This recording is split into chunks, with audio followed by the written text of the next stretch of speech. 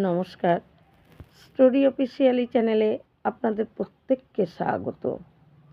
আমি আজকে অগস্ত্য মুনির জন্ম বৃত্তান্ত বলছি। আসলে ঋষি মুনিদের অনেক সময় আমরা দেখি এক একজনের জন্ম এক এক রকমভাবে, কিন্তু অগস্ত্য মুনির জন্ম এটা একটা বিস্ময়কর, একটা অন্য ধরনের। আমি সেটা বলারই চেষ্টা করছি। এই অগস্ত্য মুনির জন্ম বৃত্তান্তর কথাই চেষ্টা করছি। তাই অনেক আগে, তখন দানব আর দেবতাদের মধ্যে তো সবসময় লড়াই লেগেই থাকতো।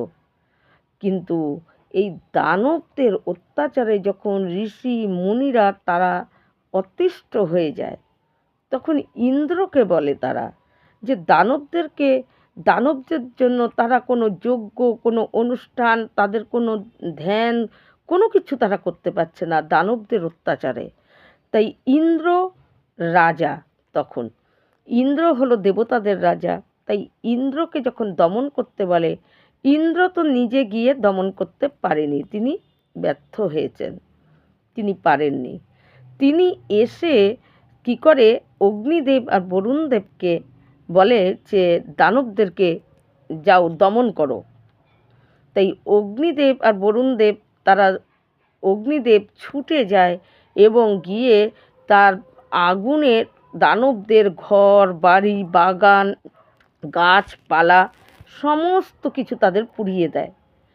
তাই যখন নাকি দানবরা দেখছে এই আগুনের থেকে তারা নিজেদেরকে আর রক্ষা করতে পারছে না, সেই সময় কিছু প্রধান দানব তারা কি করে সমুদ্রের মধ্যে একটা দুর্গ তৈরি করে তারা সেখানে পালিয়ে যায়। এদিকে সমস্ত দানবদের ঘর বাড়ি সব কিছু পুড়ে যায়, তাদের আর কিচ্ছু নেই, চিহ্ন মাত্র নেই। অগ্নিদেব আর বরুণদেব চলে আসে। তারপর কিছুদিন ঋষি মুনিরা তারা তাদের অনুষ্ঠান যজ্ঞ করতে পারছিল।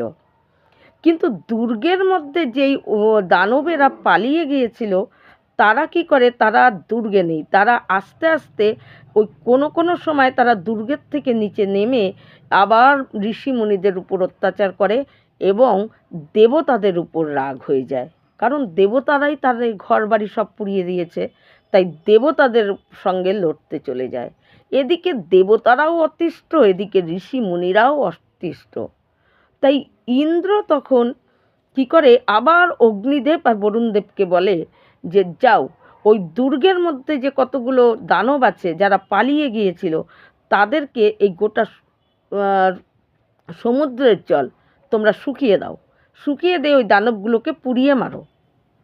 কিন্তু ইন্দ্রের এই আদেশ বরুণদেবেরও ভালো লাগেনি, অগ্নিদেবতারও ভালো লাগেনি। তারা দুজনেই চুপ করে থাকে, কিন্তু কোনো উত্তর দেয় না। কিন্তু যখন ইন্দ্র দেখে যে এরা কোনো তার কথার উত্তর দিচ্ছে না, ইন্দ্র খুব রাগ হয়ে যায় যে তোমাদেরকে যে এই কথা আমি আদেশ করলাম, তোমরা কোনো কিছু বলছো না কেন? তোমাদের এত বড় স্পর্ধা যে তোমরা আমার কথার কোনো উত্তর দিচ্ছ না। কিন্তু অগ্নিদেব আর বরুণদেব তখন বলে, আপনি যেই আদেশটা, যেই কথাটা বললেন, সেটা কি আমাদের জন্যই বললেন? বলে, তাহলে কি আমি তোমাদের সঙ্গে ঠাট্টা করছি? এই কথা আমি তোমাদেরকে বলিনি তো কাকে বলেছি? তখন বলে যে আপনি যে কথা বললেন সেটা কি একটু ভেবে বলেছেন?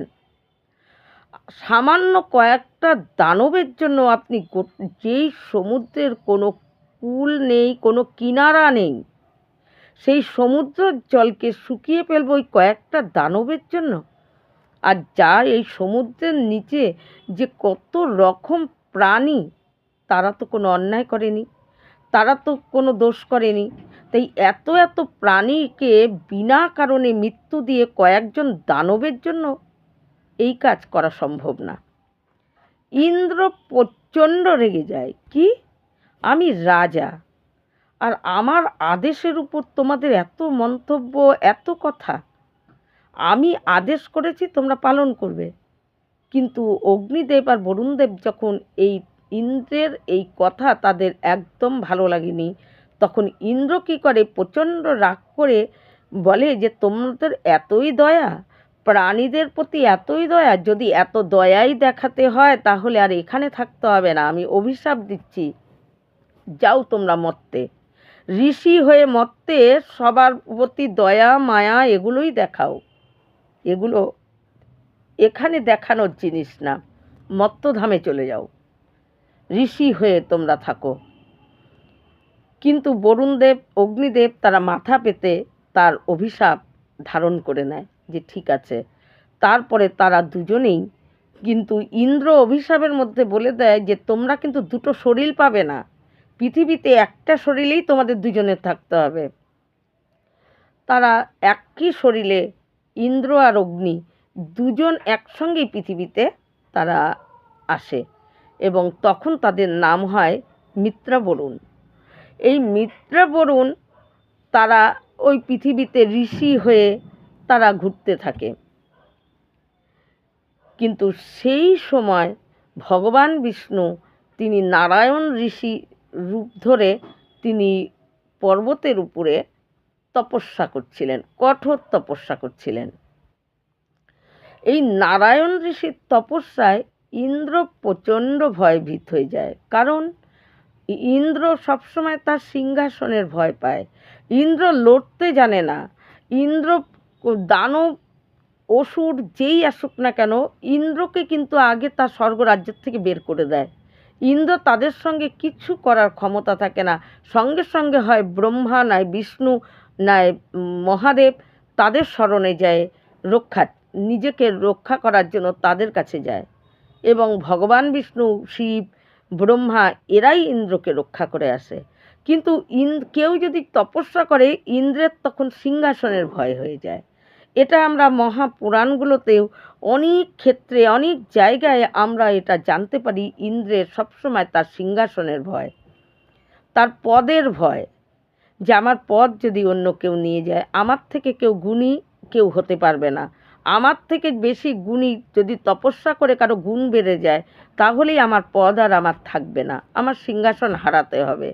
তাই নারায়ণ ঋষি যখন তপস্যা করছে ইন্দ্রের হয়ে যায় ভয়। ইন্দ্র ভাবে আমার তো আর সিংহাসন থাকবে না, এই নারায়ণ ঋষি সিংহাসন দখল করে নেবে। এই রকম যদি তপস্যা করতেই থাকে তাহলে এর তপস্যা ভাঙতে হবে। তাই ইন্দ্রের যে অনেক ওই গণ টন ছিল, ইন্দ্র তাদেরকে কী করে এই নারায়ণ ঋষির তপস্যা ভাঙানোর জন্য তার কাছে পাঠিয়ে দেয়। যখন ওই নারায়ণ ঋষির তপস্যা তারা নানা রকম করে ওই গণগুলো নানা রকম করেও কোনোভাবেই নারায়ণ ঋষির তপস্যা ভাঙতে পারে না। এবং যখন নারায়ণ ঋষির ধ্যান ভাঙে তখন সে বুঝতে পারে যে এই সমস্ত কাজ সব ইন্দ্র করেছে, এগুলো ইন্দ্রের কাজ। এই ভেবে সে কী করে একটা নারী, সৌন্দর্য একটা নারী মানে তৈরি করে। ওই ঋষি এত সুন্দর নারী তৈরি করে ওই ইন্দ্রকে দেয়, ইন্দ্রের কাছে পাঠায় যে নাও তোমার এই কাজের জন্য আমি তোমাকে একটা নারী তোমাকে আমি দান করলাম, তুমি এর নৃত্য গীত দেখে তোমাকে আমি পাঠালাম, ইন্দ্রের কাছে পাঠায়, আর তার নামই হয় উর্বশী। তখন এদিকে উর্বশীকে ইন্দ্রের জন্য তৈরি করে নারায়ণ ঋষি। ঠিক সেই সময় এই মিত্রাবরুণ তারা কি করে ওই পর্বতেই, সেই পর্বতে তারা বিচরণ করছিল। কিন্তু উর্বশীকে দেখে ওই বরুণ এবং ওই মিত্রাবরুণ তাদের দুজনেরই মানে মোহিত হয়ে যায়। কিন্তু এদিকে নারায়ণ ঋষি উর্বশীকে তৈরি করে বলেছিল যে তোমাকে ইন্দ্রের কাছে পাঠানো হবে, কিন্তু তোমার যাওয়ার পথে তোমার সঙ্গে প্রথমে যার দেখা হবে, যে তোমাকে প্রথমে চাইবে তুমি তার সঙ্গে আগে যাবে, তারপরে অন্যজন।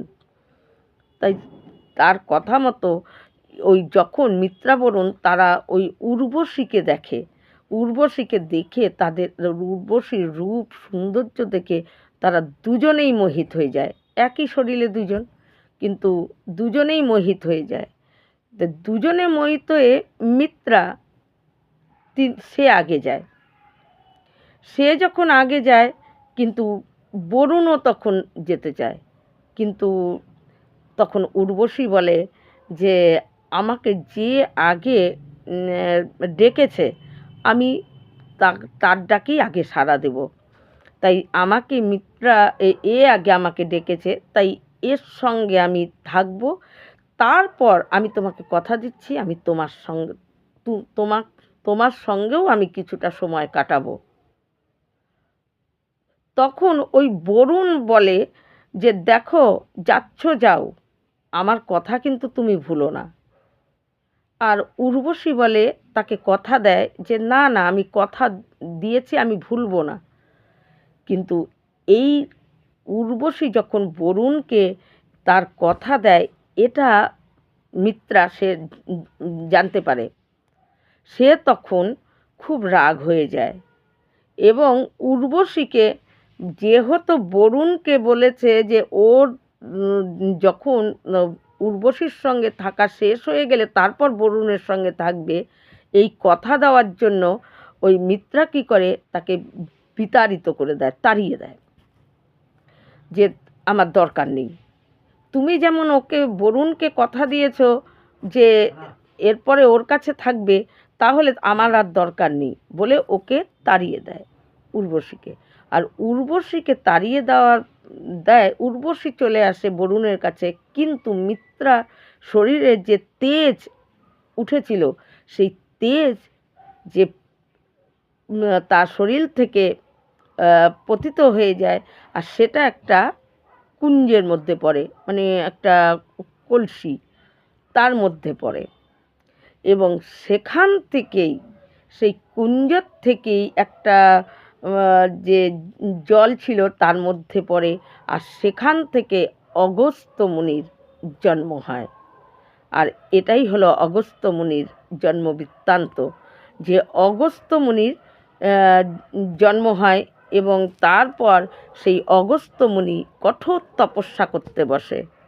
কঠোর তপস্যা করে ওই সমুদ্রের উপরে দুর্গের উপরে দৈত্যগুলোকে এই অগস্ত্য মুনির দ্বারায় তাদেরকে নষ্ট করে ওই দৈত্যগুলোকে, এবং তারপর ওই ওই বরুণ আর মিত্রা বরুণ তাদের দুটা শরীরে এবং তারা আবার স্বর্গে গিয়ে এবং যে যার পদে ছিল অগ্নি দেবতা বরুণ দেবতা এবং তারা আবার সেই অগ্নি আর বরুণ হয়ে ওই স্বর্গে তাদের পদে তারা আবার ফিরে পায় আর তাদের অভিশাপ ওখানেই শেষ হয়ে যায়।